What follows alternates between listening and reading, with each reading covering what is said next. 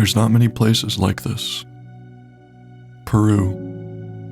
The landscapes here range from the incredible and stunning to near extraterrestrial.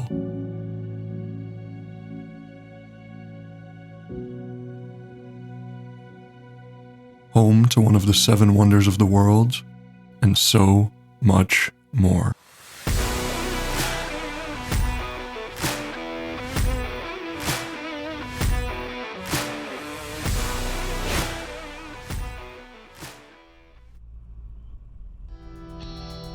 Our entry into Peru from Ecuador would be pretty standard, except this time we were smuggling a puppy we had picked up from the street across the border. This proved not to be an issue, because like most of the borders in South America, no one bothered to look in the car. Soon, we were moving through the towns of northern Peru. It always surprises me how you cross a border, and all of a sudden, everything is different. The architecture, the driving, the types of cars and tuk-tuks can all change between 2 neighboring countries. After the mountains and jungles of Ecuador, we were looking forward to changing it up and being on the beach again. Our first stop in Peru would be a bit of a vacation in a vacation. We made our way to a small, established campground sitting on a pristine and surprisingly tropical beach. Hey! Do you see this? Did you think Peru's gonna look like this? No. Neither of us had expected to be sitting under palm trees in a near Caribbean setting. Usually we try to wild camp as much as possible, but it was nice to be among other travelers, hearing everyone's stories and experiences and seeing the varieties of vehicles crossing continents. We spent a few days here enjoying the pool and the beach, working on training Cuenca as well.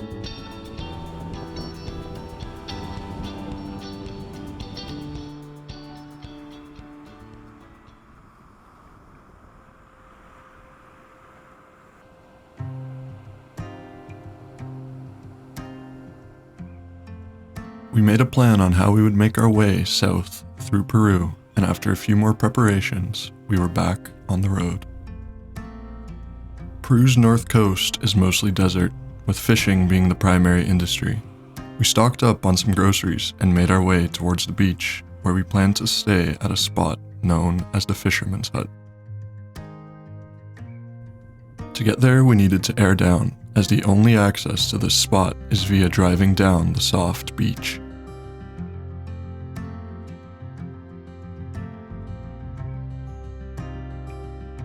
I had just stopped to land the drone when Nikki noticed something in the tide. To our surprise, it was a flipped over sea turtle.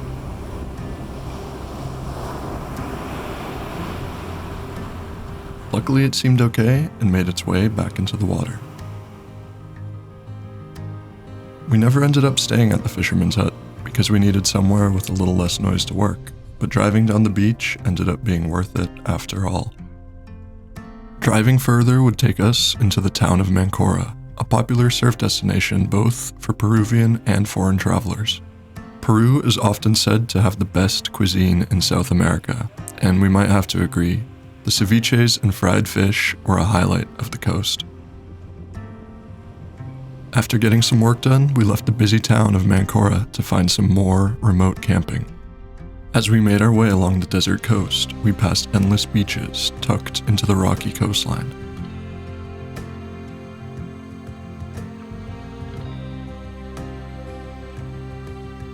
Here we would stumble across northern Peru's other main industry, oil and gas. We spent hours driving through thousands of offshore and onshore wells, the coastline scattered with tankers waiting for their turn to fill up. As the sun started to set, we found ourselves driving along a seemingly endless pipeline that blocked us off from accessing the long and empty sandy beach. Eventually, we came across a dried-out riverbed, known better as an arroyo in Spanish. There was just enough space to get the truck under the pipeline into the other side.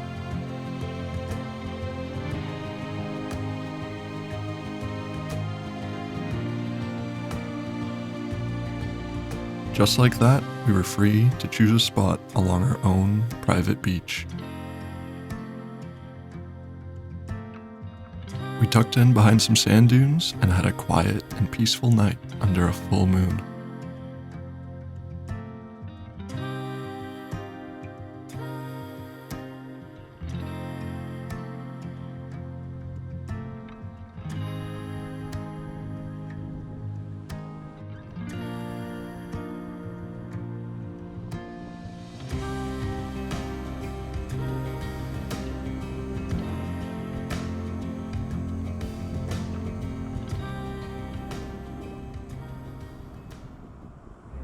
There was a stark contrast between the remoteness of this spot and the massive amount of plastic that washed up onto shore.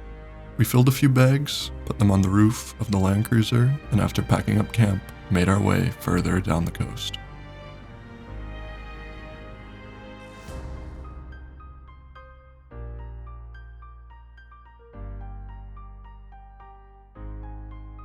Northern Peru, and specifically its deserts, are experiencing one of the worst garbage epidemics we had ever seen. A failure from the government to provide waste disposal and education has turned much of the main roads into dumps, with both regular people and garbage trucks dumping waste on the side of the road.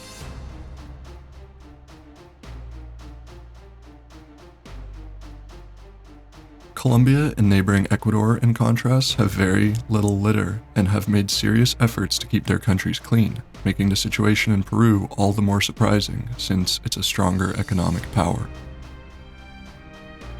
We try to show the beauty every country has to offer, but some issues are too great to overlook. The garbage that blows freely in the strong desert winds often ends up in the ocean, creating a problem that grows beyond Peru's borders.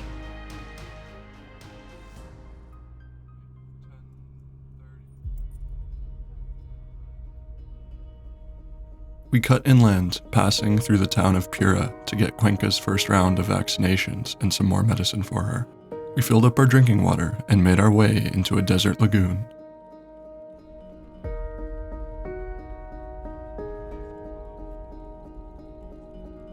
Once again, it felt like we were in another world.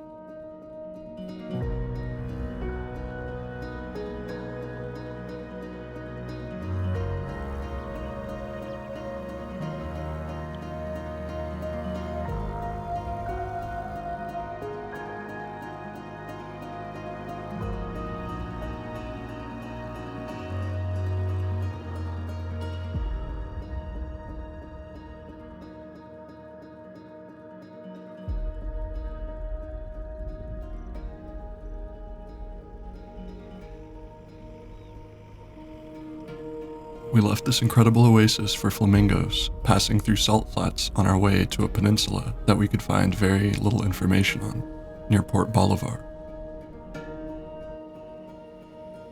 Driving through Colombia's La Guajira taught us to always bring some extra fuel, so after filling our jerrys, we made our way onto a dirt track past yet another pipeline. We couldn't find any maps for the region and instead used satellite imagery to find what looked like a road cutting through some small canyons towards the peninsula.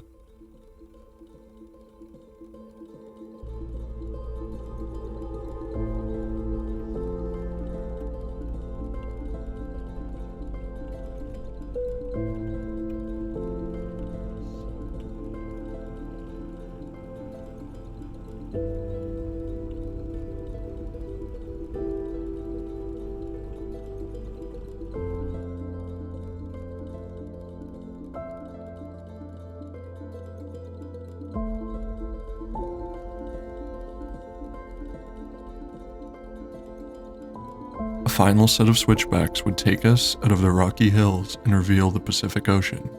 Here we would once again be free to choose a spot anywhere we wanted.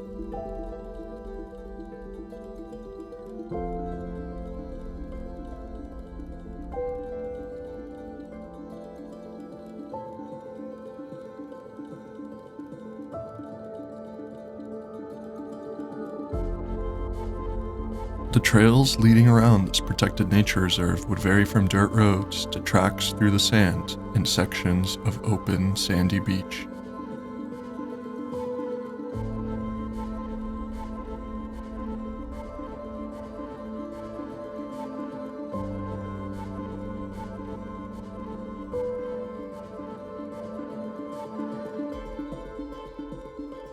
We explored the various areas of the peninsula, finding shipwrecks and seeing flocks of seabirds thousands strong.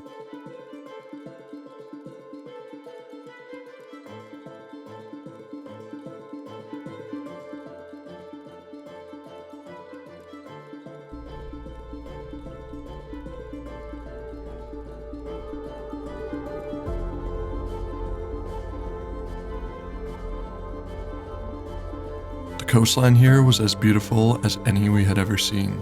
The peninsula meant we were exposed to the constant Pacific winds, but after looking around, we finally found a spot that provided us with some shelter.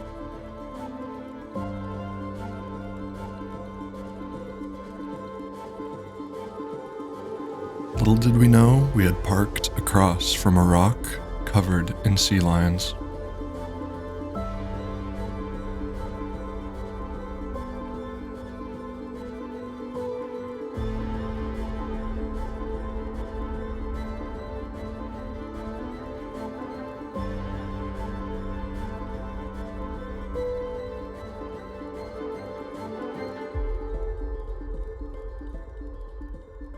We enjoyed the privilege of once again having an entire beach to ourselves, along with the incredible sunsets over the Pacific Ocean.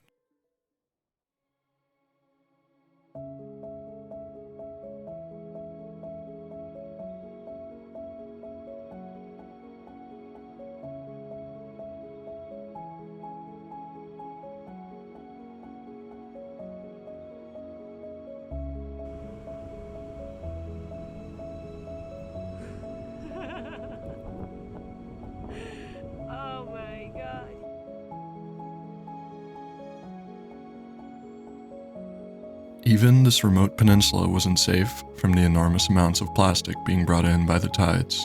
After filling a few more bags, we were once again heading south.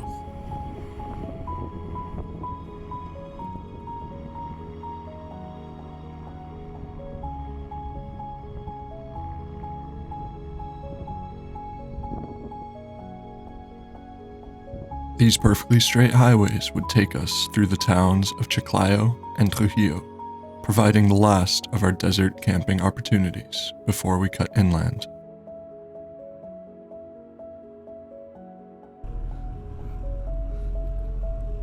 We drove further east, making our way into the higher altitudes of central Peru. The road we would be taking into the Peruvian mountains would be anything but ordinary. As the road started to alternate between paved and unpaved, we once again let some air out of the tires for a smoother and faster drive. We were entering Peru's famous Ruta 3N, a road hand-cut into near vertical stone cliff faces consisting of 54 narrow and unlit tunnels. The process here is to honk on the way into the tunnel to let drivers from the other direction know you're coming. This canyon was formed by the Rio Santa, splitting two Andean ridges known as the Cordillera Negra and the Cordillera Blanca. The road rises from 400 meters above sea level to over 2,000, with strings of tunnels sitting almost impossibly along the rock walls. The crests of the mountain ranges are as high as 6,000 meters, or nearly 20,000 feet, making this one of the most incredible roads in the world.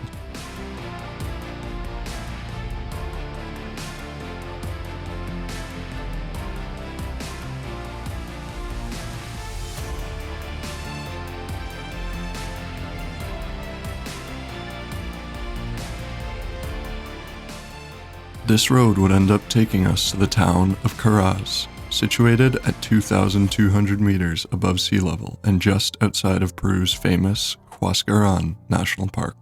Here we would acclimatize to the elevation for a few days. Once we were ready, we started the drive up to the Lagoon Paron. We crossed the boundary into the national park Huascaran, taking a rough gravel road switchbacking its way into the mountains.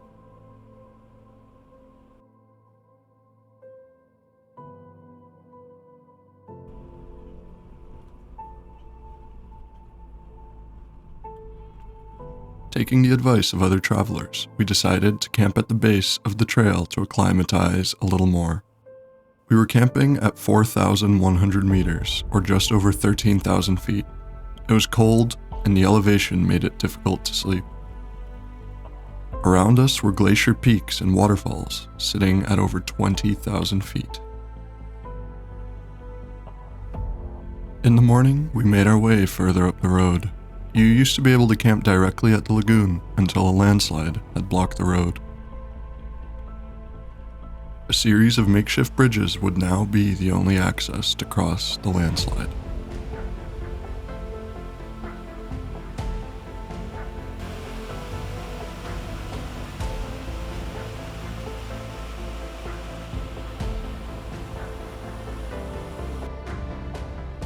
As we made our way along the road to the start of the hiking trail, we started seeing more and more of the surrounding glaciers. When we came around the corner, the incredibly blue lagoon finally came into sight.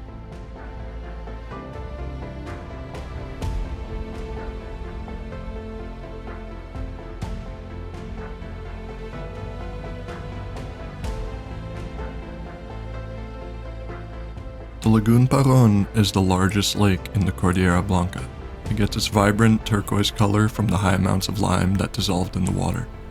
Here, there's a small trail that follows the western edge along the lake, with the possibility of climbing to a smaller glacier lake.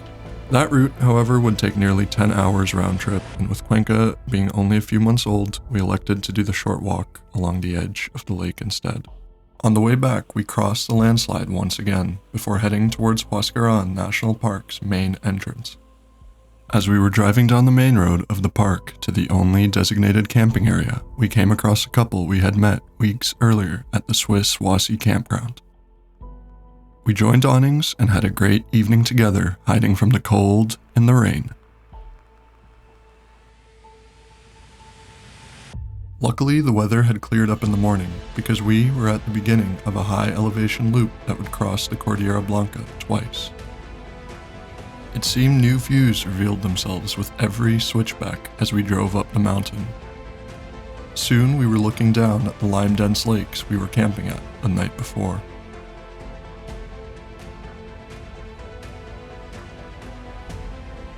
To cross the Cordillera, we would drive to an elevation over 15,000 feet, surrounded by glaciers. On the way down, we drove through strange landscapes unique to the Andes.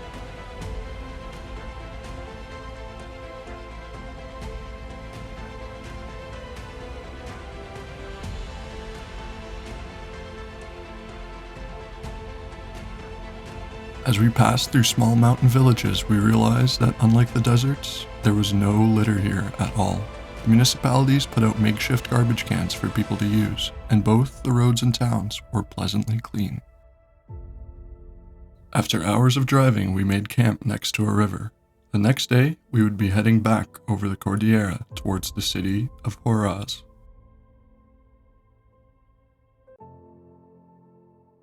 This section of the loop would take us past even more incredible glaciers, with ice sitting perched over sections of exposed solid rock.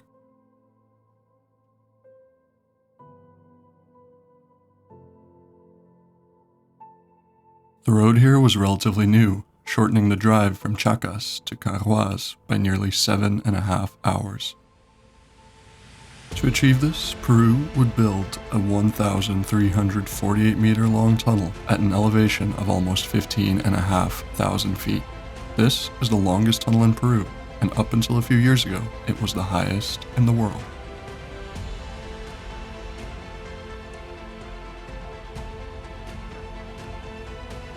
The views here were some of the most impressive of the entire trip.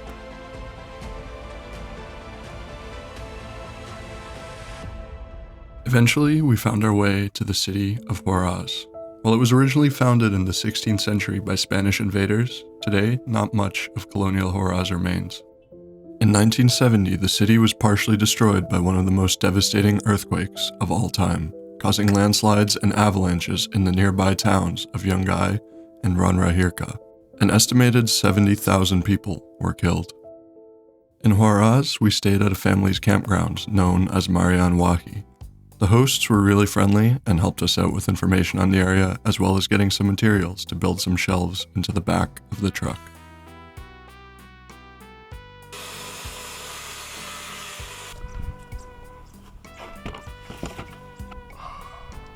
working man's drink. As you can tell, we're master craftsmen. After doing an oil change, fear struck.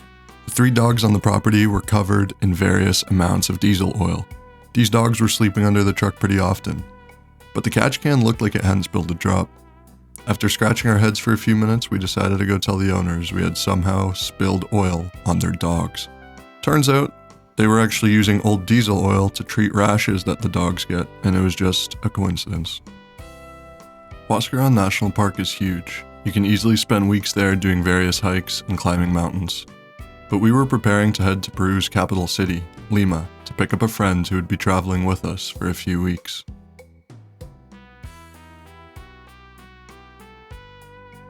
The 7-hour drive took us through high plateaus with snow-capped mountains dotting the horizon, scenes that looked like they could be Windows screensavers. As you come down from the mountains, the landscapes change again, becoming more green and lush before you finally enter the arid desert of the coast once again. We were finally entering Lima. Driving in Peru is no joke. The drivers here are the fastest and most aggressive that we had come across, and Lima is the worst of all. The shoulders act as additional lanes, and for the extra impatient, going around on the dirt is completely normal. Once we picked up our friend, we immediately left the city. At least, we tried to. Lima is one of the most congested cities on Earth, and you feel it. Finally, we were heading out of the city when all of a sudden, we got pulled over. Nikki was looking backwards, and with our truck being a right-hand drive Japanese import, they thought she was the driver. The police ended up being really friendly, and after a quick chat, we were on our way without any issues. Now, 3 and a dog, we made our way directly to the Paracas Nature Reserve, a popular desert peninsula where we could do some off-roading. After a quick lesson on airing down, we put our friend Ninka to work. Just like that, we were back in the desert, driving near coastal cliffs on off-camber sections, stopping occasionally to appreciate the stunning landscapes.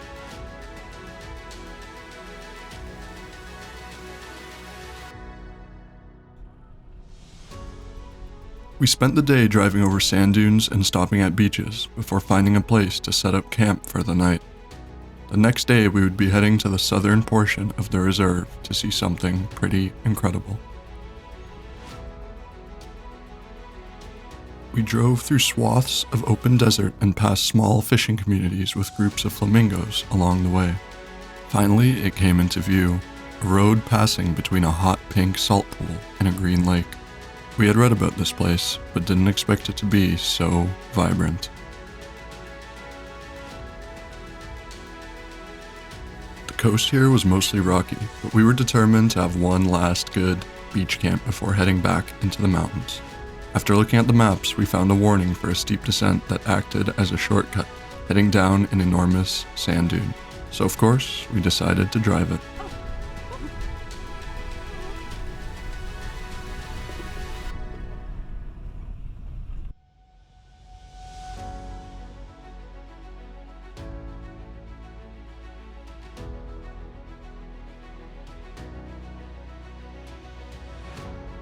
This brought us over to a beautiful, quiet beach with yet again some flamingos. We spent the day here, but drove further to a softer and sandier beach where we got stuck twice and saw dolphins in the morning.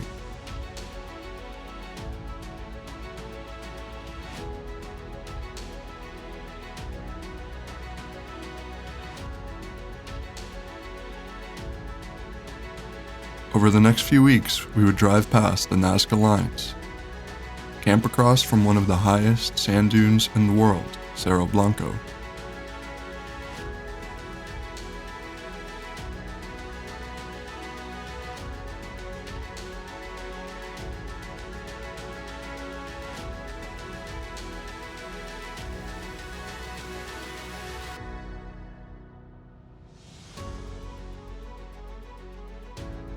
And drive through high elevation plateaus, home to wild vicuñas.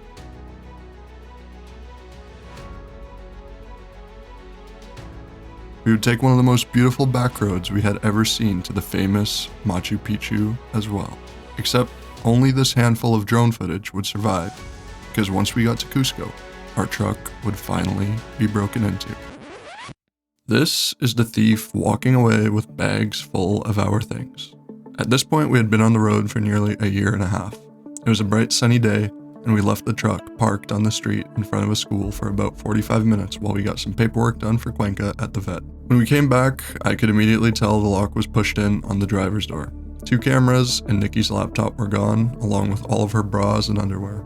We headed over to the tourist police station, which was only 700 meters away, to file a report. I wish I could say they were helpful, but immediately we were split up and I was being given a speech about how there's no way someone broke into the truck without smashing a window and false claims would be punished. The officer, which was a supervisor, said if it was really parked in front of the school, there would be cameras. Well, great, I thought. Sure enough, he saw the truck drive past the camera for a moment and concluded we might not be lying after all, and that was good enough for him. The investigation was practically over. The process of the police reports took the better part of the day, and when the chief showed up, we complained to him. The street the truck was parked on only had 2 exits, both of which had cameras. The chief was not happy with the officer, and after some yelling, we ended up going and getting the truck fingerprinted instead of looking at the cameras. That night, Nikki's MacBook pinged a location momentarily. We headed back to the station, and once the supervisor was satisfied he had watched enough TikToks, he signed us a rookie cop. Of course, there were no available vehicles, so we took our own truck to the last known location of the laptop. An elderly man opened the door. The cop straight up asked him if there were any stolen laptops inside. He said no. He had 3 sons and we can come inside and take a look if we wanted. To which the officer said, "No thanks, we're good," and that was it. So we took it into our own hands and went back to the school to try and get the footage, but the director was the only one with access to the cameras. It would take 2 more days before I was able to use the playback and see half of what happened. Shortly after we had left the truck, this guy walks over and takes a look inside. It was about 11:30 a.m. He walks back, looks again, then crosses the street, talks on a phone, and then finally, once the coast is clear, he crosses the street again back to the truck, pushes something into the lock, and then spends over 3 minutes inside the truck before getting out from the other side. He then walks off camera. So we followed his route and saw more security cameras from a gynecology office. They were definitely the least helpful, outright refusing to help us. So we went back to the police, who at this point was watching our YouTube videos. He did end up going with us and telling them to help us. But it would be another 4 days before we got the other angle. At this point, our stuff was likely gone, but we had the story, I guess. The thief was waiting at the end of the street on a phone. We had never been there before, so my guess, along with the security guys who were helping us, is he was working with a spotter vehicle that probably followed us. They must have had different guys waiting in different spots. After he broke into the truck and crossed the street, he walked just off camera and just waited on the sidewalk right beside the truck. At this point, a black taxi comes and picks him up, and he's gone. It had been over a week now, and we knew even if they did find that taxi, the driver would just say he didn't remember the passenger. Little did we know, this would just be the start of a chain of bad luck that would ultimately cause us to leave South America and end our trip early.